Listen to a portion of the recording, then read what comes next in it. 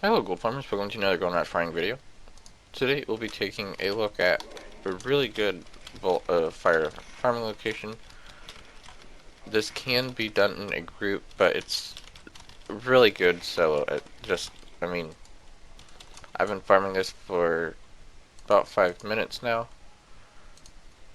and I have picked up almost 35 of these Volatile fire just sitting here. I started off with 65, and I am now almost at 100. And again, this is just solo as well. So, 5 minutes and being able to get almost 50 of the Voltile is really good.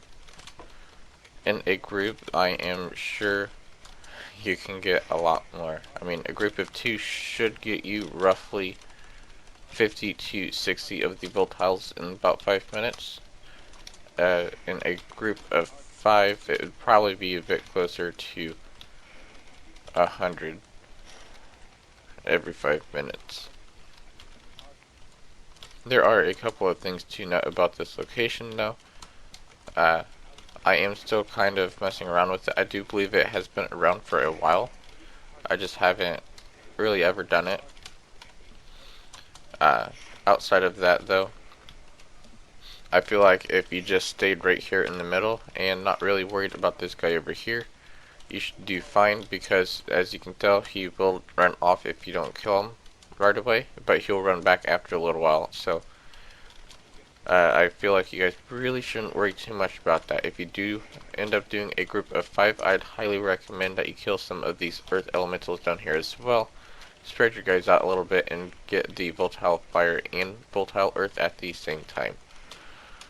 As you can see though, these mobs are on a forced respawn, which is really nice, and I'm pretty sure if you even let them set for a little bit, they're set on timers as well, so they should slowly start to respawn as well as forced respawn, which is also nice.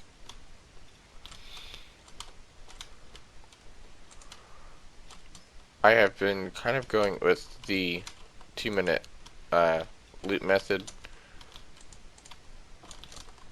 which I'm not sure if that's a good or a bad thing, and it seems to be doing pretty well for me. Another thing to know about this location is it's not that great for the potion of treasure finding. However, I do still recommend that you use it, just because you do have that chance of getting the tiny treasure chests, which they can usually hold some pretty good stuff in them. Outside of all of that, you'll want to head over to Mount Hydro, and it is actually over here on the Flame Lake. This will probably actually be a location that I am farming quite a bit more, so if you guys see me there and want to form a group, go for it. I'm not generally a person to farm in groups, so I don't usually advertise it, but if you want to farm in a group with me, I won't shut you down or anything. I was able to pick up a couple of greens, nothing really spectacular or anything, but some here and there to add a little bit to your gold per hour. Rather you disenchant them, vendor them, or even try to sell them on the auction house raw. If you are an herbalist, you can also pick up the herbs and get volatile life as well if you really wanted to shoot for either 2 different volatiles or 3, depending on if you want to kill these mobs down here as well.